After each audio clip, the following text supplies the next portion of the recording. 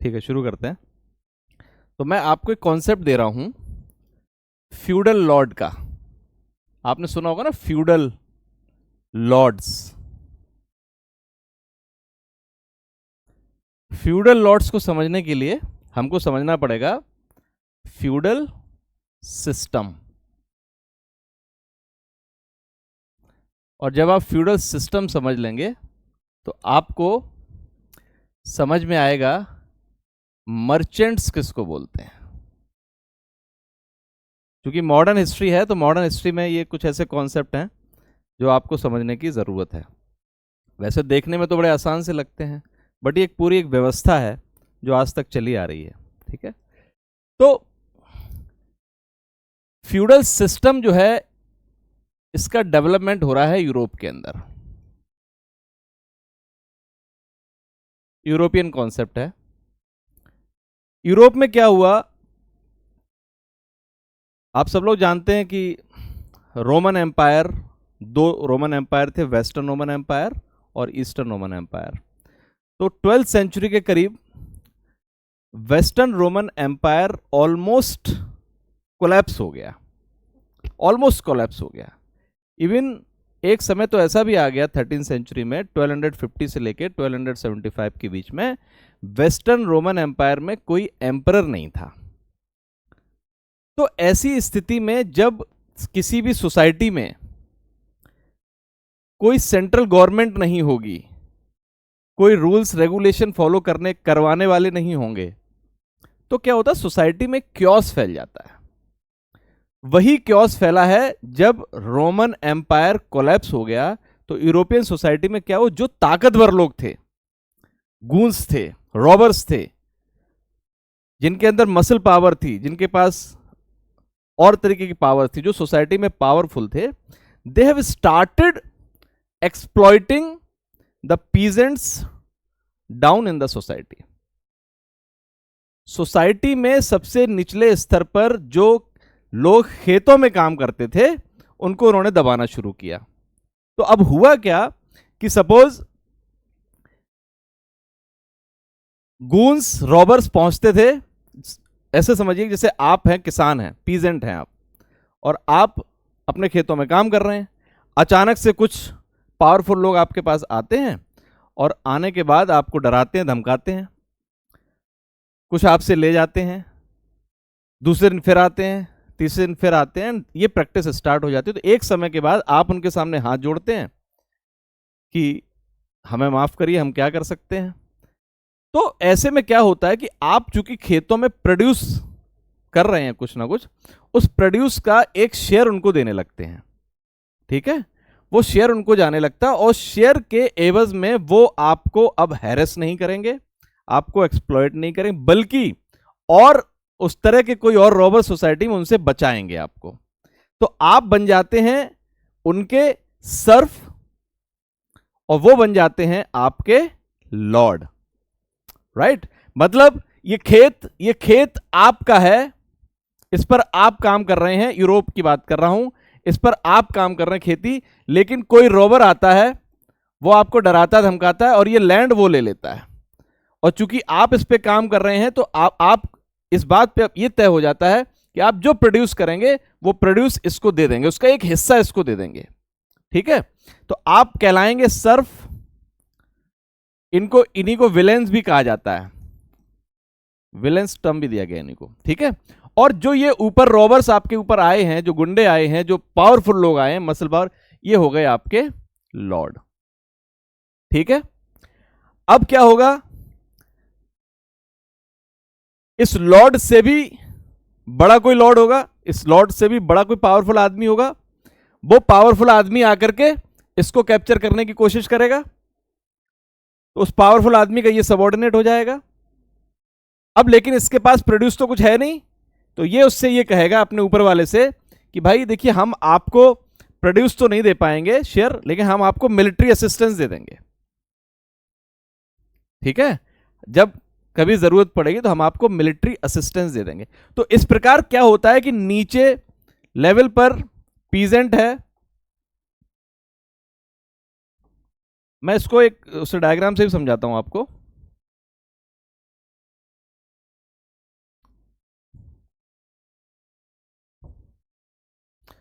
एक पिरामिड बना लेते हैं,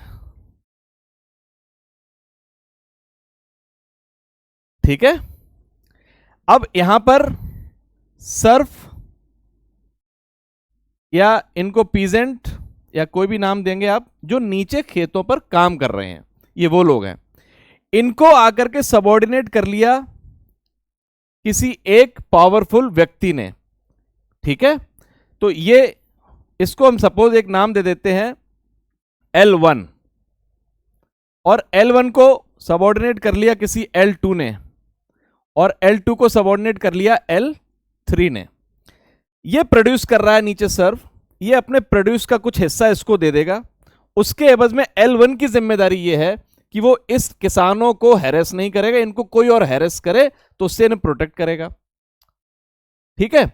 लेकिन अब L1 से पावरफुल जो लोग हैं वो L1 को कैप्चर करेंगे। अब L1 पे कुछ है तो है नहीं देने के लिए, तो L1 ये कहेगा, L1 L2 से कहेगा अपने ऊपर वाले से कि हम आपको प्रोड्यूस का शेयर तो नहीं दे पाएंगे, but I will assist you in military जब आपको जरूरत पड़ेगी, ठीक है। तो ये जो L1 है वो L2 का वसाल स्टेट बन जाएगा। आपने पढ़ा होगा वसाल, इसको बोलते हैं वसाल स्टेट। समझ में आ गई बात?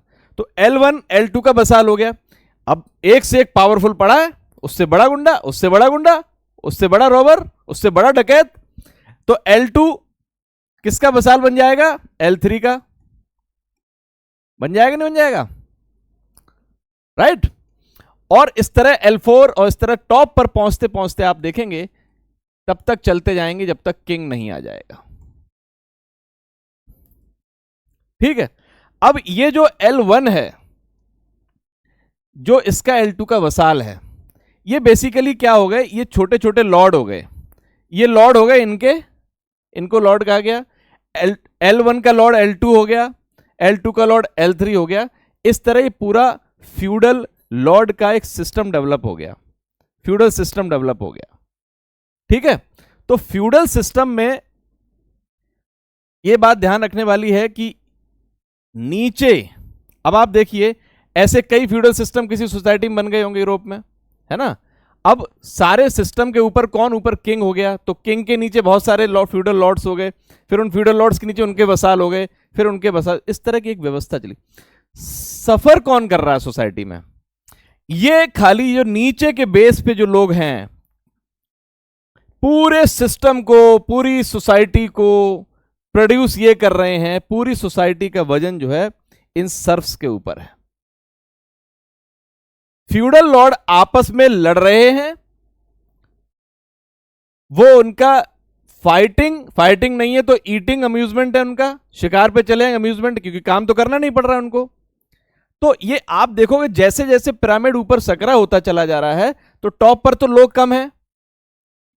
यही जो फ्यूडल लॉर्ड्स हैं, अब क्या वो जमीन थी तो इसकी, लेकिन ओनर अब ये हो गया है जमीन का। तो जो लैंड के ओनर हो गए, जो लैंड के ओनर हो गए, वो कहलाए नोबल्स। एनसीईआरटी में आप लोग पढ़ते हैं ना नोबल्स का। तो अब ये भी कोई लैंड, अगर जिसके पास लैंड है, लैंड ओनर्स कहलाए, नोबल्स कहलाए। तो सारे लैंड ओनर्स जो हैं वो नोबल्स हो गए, और लॉर्ड हो गए, फ्यूडल लॉर्ड्स हो गए। ऊपर पहुंच गया राजा, किंग हो गया। अब किंग तो एक पॉलिटिकल हेड है एक तरीके से। इन्हीं के साथ साथ क्या हो रहा है यूरोपियन सोसाइटी में? पोप बैठा, रिलीजियस हेड। और किंग को भी कह दिया कि किंग के ऊपर भी trinity, there is a God above the king, king is a man of God, ठीक है। अब पोप कहां पे है? रिलीजियस हेड है। तो पोप किसको हेड कर रहे हैं? चर्च को हेड कर रहे हैं। ये देखिए चर्च बना देते हैं ऐसे ही।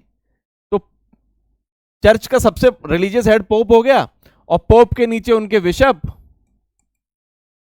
बिशप के नीचे उनके और क्लर्जीमैन्स हो गए। अब ये हैं तो पॉलिटिकल हेड, बट आप देखेंगे 13वीं सेंचुरी में पोप भी बहुत सारी लैंड ओन कर रहे हैं, बिशप भी लैंड ओन करने लगे हैं, और क्लर्जीमैन्स भी लैंड ओन करने लगे हैं। तो they all are sort of nobles as well as the feudal lords. तो इस तरह जमीन का मालिक कोई नहीं था, जमीन तो बहुत थी, लेकिन जब उस पर प्रोड्यूस होने लगा तब जमीन की तरफ नजर गई। प्रोड्यूस कौन कर रहा है? किसान कर रहा है, नीचे पीजेंट्स कर रहा है, स्लेव्स कर रहे हैं, ठीक है, जो सोसाइटी के सबसे ज्यादा एक्सप्लॉइटेड सेक्शन है। तो इस तरह करके एक आ गया फ्यूडल लॉर्ड्स। अब जरा देखिए, ये जो फ्यूडल लॉर्ड हैं, चूंकि रिच होते चले जा रहे हैं, तो फ्यूडल लॉर्ड ने क्या किया, यहां तक क्लियर है ना? कोई क्वेश्चन यहां पे बताइए आपका? सामंत, अच्छा इंडिया में दूसरा सिस्टम है, इंडिया में मोरलेस यही सिस्टम है, बट वो कास्ट में बटा हुआ है, यहां पे डिवीजन कास्ट के बेस पे कर रखा है, ठीक है। यहां पे फ्यूडल सिस्टम वहां चल रहा है, फ्यूडल लॉर्ड का सिस्टम। अब देखिए सिमिलैरिटी है बट नाम अलग अलग है। अब ये जो फ्यूडल लॉर्ड से पैसा आएगा तो क्या करेंगे? They will build castle. अब मान लीजिए एक किला बना दिया मैंने, देखिए मेरी ड्राइंग अच्छी नहीं है ना, और आप समझ लीजिए। अब पैसा आएगा, उनके पैसा का मतलब उनके पास प्रोड्यूस है, they are the masters, they are the nobles in the society, so they have created a fort. अब ये कैसल बना लिया, कैसल के अंदर वो जो गुंडा था, वो जो डकैत था, वो जो रॉबर था, लूट लूट करके अब किले में बैठ गया। जब वो किले में बैठ गया तो पावर भी उसके पास है, people use to give them respect, उनको रेस्पेक्ट भी मिलने लगी। अब इसके किले के बाहर आसपास छोटी छोटी झोपड़ियां, इसके आसपास यहां पे किसी ने झोपड़ी डाल ली, किसी ने इस तरह करके, ये पीजेंट सर्फ्स लोग हैं जो किले के बाहर जिंदा है। और इस किले के उस फ्यूडल लॉर्ड के लिए ये जो सर्फ लोग हैं, they are just like, there is no difference between the serfs and the cattles for them, ठीक है। अब क्या हो रहा है, इसी में इसी सेक्शन में सोसाइटी में there are certain other people also जो प्रोड्यूस तो कर रहे हैं, कुछ लोग क्या कर रहे हैं, क्राफ्ट्स में काम कर रहे हैं, कुछ थोड़ा थोड़ा नई नई चीजें और बना रहे हैं। तो वो क्या हो रहा है, वो लोग उन चीजों को बना बना करके सेल कर रहे हैं मार्केट में, ठीक है। अब ग्रेजुअली क्या हुआ, सपोज उसी सोसाइटी में कुछ लोग, those peoples who are not engaged in agricultural produce और who are not working on the land and they are busy in making crafts, या कोई और चीज मैन्युफैक्चरिंग करे, they have started selling that, उसको उन्होंने बेचना शुरू किया। So over the period of time वो उसको बेच करके पैसा कमाने लग गए, और वो थोड़ा थोड़ा वेल्दी हो गए। और तो वो जो क्लास था जो मैन्युफैक्चरिंग कर रहा था और मैन्युफैक्चरिंग के बाद प्रोडक्ट को ट्रेड कर रहा था, वो एक वेल्दी क्लास बन गया। इतना वेल्दी क्लास होने लगा कि ये जो कैसल का जो लॉर्ड था ना, ये लॉर्ड भी उनसे पैसे मांगने लगा उधार, तो इनको पैसे भी देने लगे। आप सोचिए भाई, इन पे तो खाली प्रोड्यूस था, अनाज जा रहा था, ठीक है, but they were powerful, they are considered as a noble. ये लंबा हिस्ट्री में लंबा पीरियड है, ठीक है। राजा, उसका बेटा राजा, फ्यूडल लॉर्ड का बेटा फ्यूडल लॉर्ड हो गया, उसका बेटा फ्यूडल लॉर्ड, पीढ़ियां की पीढ़ियां चलती चली आ रही हैं। पिताजी ने लूटा था कभी, किला बना लिया, अब पूरी जनरेशन की जनरेशन चलती चली आ रही, फ्यूडल लॉर्ड्स हो गए वो। अब वो जो फ्यूडल, ये स्थिति आ गई कि ये फ्यूडल लॉर्ड्स उस वेल्दी क्लास से, उस क्लास से, उस आर्टिसन से, उस क्राफ्ट्समैन से पैसे लेने लगे। तो उन्होंने कहा कि ठीक है, हम पैसे देंगे, we will give you some money, but हमें उसके एवज में आपसे कुछ प्रिविलेजेस चाहिए।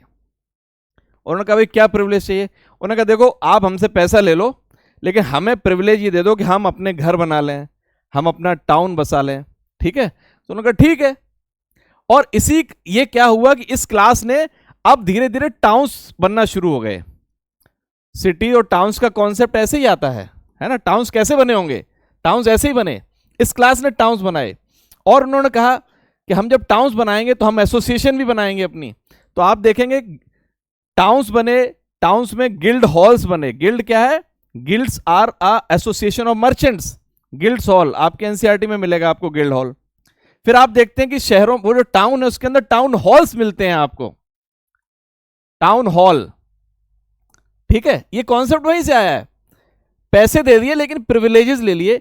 इसके बेस्ट एग्जाम्पल आपको मिलते हैं, 2-3 शहरों के मैं नाम लेता हूं। कोलोन, कोलोन बनाई ऐसे है। फ्रैंकफर्ट, ये बनाई ऐसे है। हैम्बर्ग, ये ऐसे ही बने हैं उन्हीं वेल्दी क्लास के लोगों से। तो ये जो क्लास था, जो वेल्दी क्लास था, जिन्होंने टाउन बसाए, जिन्होंने ट्रेडिंग शुरू करी, ये क्लास बन गया जाकर के मर्चेंट क्लास।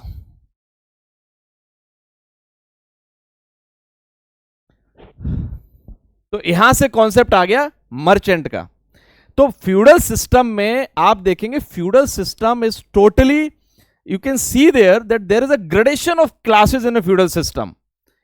एक फ्यूडल लॉर्ड, वसाल, फिर सेकंड वसाल, फिर उसके नीचे वसाल, तब जाकर के ग्रेडेशन ऑफ क्लासेस है। There was no equality in Europe at that time. Equality तो दूर दूर तक नहीं थी। On the contrary in India, India में ऐसी स्थिति नहीं थी। इंडिया में विलेज रिपब्लिक्स थे, गांव गांव में रिपब्लिक्स बने हुए थे। People were not bothered who is king. गांव में जो जिसको बना दिया, जो लीड करेगा, अगर वो as per the village panchayat काम कर रहा है तो ठीक है, otherwise he will be removed. ये सिस्टम इंडिया के अंदर था। बट ऑन द कॉन्ट्ररी यहां ये सिस्टम नहीं था। तो पॉइंट क्या है,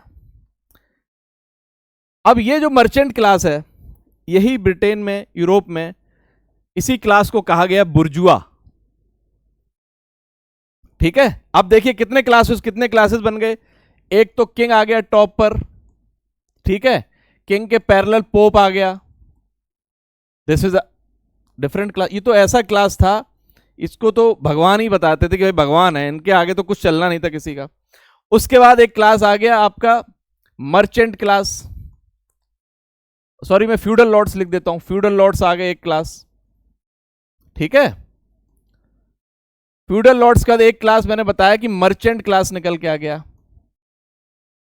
ये मर्चेंट क्लास ही बाद में कहलाया बुर्जुआजी।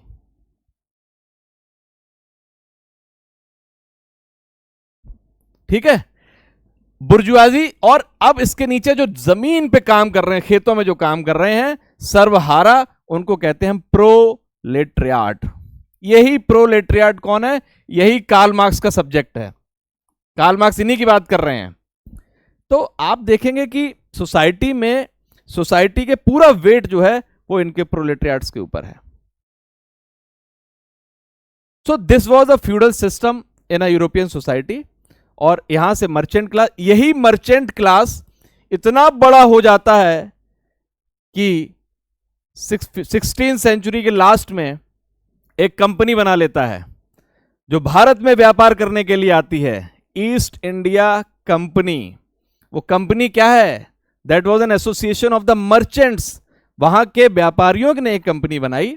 अब वो व्यापार कर रहे हैं, ट्रेड कर रहे हैं, अपने देश में किया, अब देश से बाहर निकलेंगे जाकर के, ठीक है, और वो इंडिया में आ जाती है ईस्ट इंडिया कंपनी बना करके, राइट। अभी हम लोग बात कर रहे थे, किसी ने कहा कि सती का एग्जाम्पल जो है, सती का, इंडिया में सती का एग्जाम्पल दिया कि विश्व में ऐसी कोई घटना नहीं होती थी जो सती जितनी खराब होती थी, जहां सामने सामने से विधवा महिला को, चाहे वो छोटी बच्ची ही क्यों ना हो, उसको जला दिया जाता था। इससे भी ज्यादा खतरनाक सिस्टम यूरोपियन सोसाइटी में, क्रिश्चियन सोसाइटी में था। कब था? कि यूरोप में चर्च में एक कॉन्सेप्ट लागू हुआ 1300 शताब्दी में, जिसको बोलते थे इनक्विजिशन। मैं आपको बात कर रहा हूं वेस्टर्न रोमन एम्पायर की। वेस्टर्न रोमन एम्पायर बहुत पावरफुल था और बहुत वीक हो गया, ठीक है। इनक्विजिशन, ये कॉन्सेप्ट चर्च के अंदर चलता था। इनक्विजिशन का मतलब क्या है? एक समय ऐसा आ गया जब लोग थोड़े थोड़े अवेकन होने लगे, क्वेश्चन करने लगे, तो चर्च, भाई ये पोप और किंग तो लोगों को बेवकूफ बनाते थे कि हम भगवान के लोग हैं, हमारी बात सुननी पड़ेगी आपको। When people started questioning the authority of the church, तो उन्होंने कहा कि एक कोर्ट बैठा दिया, और कोर्ट में होगी, अब मान लीजिए सोसाइटी आपको ले लिया, लेके आइए, इन्हें लेके आइए, हाँ भाई तुम बात कर रहे थे चर्च के खिलाफ, कुछ बात कर रहे थे, तुमने कहा हाँ सर वो मैंने क्वेश्चन किया। अच्छा, चर्च की ऑर्थोडॉक्सी के खिलाफ अगर आपने बात की तो आपको वहीं ले जाके वहीं जला दिया जाएगा। इंक्विजिशन, व्यक्ति को सामने सामने जला दिया जा रहा है। और एक समय ऐसा आ गया यूरोप में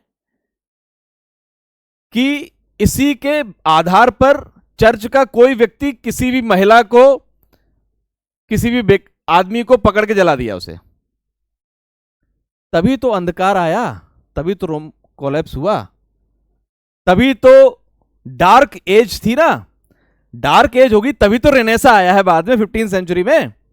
आप रेनेसा पढ़ते हो तो रेनेसा, इसका मतलब कभी डार्क एज रही होगी, तो यही समय था जब रोमन साम्राज्य का पतन हो गया और वहां की चर्च ऑथोरिटेरियन हो गई, चर्च के खिलाफ कोई बोल नहीं सकता था, लोग जिंदा जलाए जाने लगे। And there are lot of example. आपने एक नाम पढ़ेंगे आप, फ्रांसिस असिसी।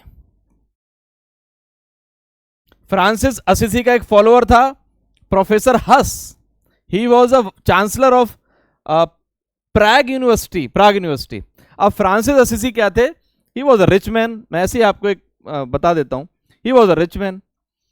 इतने रिच थे कि वो गरीबों की सहायता करने लगे तो उनका एक ऑर्गेनाइजेशन बन गया, और वो चर्च के बारे में हल्का हल्का नेगेटिव बोलते रहते थे। He died. खत्म हो गए। उसके बाद भी चर्च की काउंसिल बैठी तो उन्होंने कहा कि जब थोड़ा सा कंट्रोल में आने लगी चीजें, तो उन्होंने कहा ऐसा करो, वो फ्रांसिस असिसी जो था उसको जहां दफनाया गया था वहां से उसकी हड्डियां निकाल लाओ, just to give the message in the society कि he was the person who was against the authority of the church, even if he is dead now, उसकी हड्डियां निकाल के लाओ और उसको जलाया जाएगा। ये किया गया। जब ये किया, अच्छा, लेकिन फ्रांसिस असिसी के फॉलोअर बहुत थे, ठीक है, क्योंकि वो सोसाइटी के डाउन टोडन के प्रति काम करते थे, लेप्रोसी के लिए बहुत काम किया उन्होंने। प्रोफेसर हस जो थे, ही वॉज अ फॉलोअर। अब प्रोफेसर के तो नीचे स्टूडेंट भी फॉलोअर हो जाते हैं, ठीक है। अब प्राग यूनिवर्सिटी का चांसलर, उसकी अपनी एक आइडियोलॉजी, ये भी थोड़ा थोड़ा चर्च में रिफॉर्म की बात करते थे कि इतना पागलपन नहीं होना चाहिए कि पोप ने कुछ कह दिया तो वो करना ही करना है ना। अब हस को भी बुला लिया गया। हस को पहले तो बहाने से बुलाया, चर्च की काउंसिल बैठती थी, बहाने से बुला लिया उसको। उसने कहा हाँ भाई तुम क्या कह रहे थे, चलो भाई माफी मांगो। उसने कहा नहीं, I can not go beyond my conscience, ठीक है। ही वॉज बर्न्ड अलाइव, जिंदा जला दिए गए प्रोफेसर हस। आप सती की बात हम करते हैं हमारे देश में, ठीक है, वो एक कुप्रथा थी सती, हमने माना, वो समाज का कुछ तबका ऐसा करता है, रिफॉर्म्स आते हैं, हमारे रिफॉर्म्स आए, इनके प्रोफेसर हस को जला दिया गया। और प्रोफेसर हस को जलाने के बाद इन्हीं के फॉलोअर्स, इन्हीं के स्टूडेंट इनके फॉलोअर्स बन गए, और उन्होंने मूवमेंट चलाया, और मूवमेंट इस लेवल का चला कि क्रिश्चियनिटी में दो फाड़ हो गए। एक जो ट्रेडिशनल थे वो कैथोलिक कहलाए, और जिन्होंने रिफॉर्म की बात की, जिन्होंने प्रोटेस्ट किया, वो प्रोटेस्टेंट कहलाए। तो यहां से दो समुदाय निकल के आते हैं क्रिश्चियनिटी में। तो now you will find that Protestant Christians are flexible, वो रिफॉर्म्स को पसंद करते हैं, they are not that orthodox, but Catholics नहीं है। और ये मूवमेंट चलता चला आ रहा है, राइट। तो आज की क्लास, इतनी क्लास थी, मैं आपको सिर्फ फ्यूडल सिस्टम का कॉन्सेप्ट देना चाहता था और मर्चेंट का कॉन्सेप्ट देना चाहता था, इसलिए चूंकि मॉडर्न हिस्ट्री स्टार्ट कर रहे हैं। तो ये मर्चेंट ही थे जिन्होंने ईस्ट इंडिया कंपनी बनाई, और वो कंपनी लेकर के भारत में आए, बहुत सालों तक राज किया, कुछ अच्छा किया, कुछ बुरा किया, बुरा ज्यादा किया, दोनों पे चर्चा करेंगे। But Indian administration is a British legacy. बहुत सारे इंस्टीट्यूशंस ब्रिटिश गवर्नमेंट और ब्रिटिश सिस्टम के दिए हुए, हमें सबको क्रिटिकली एनालिसिस करना है, ठीक है। Thank you very much.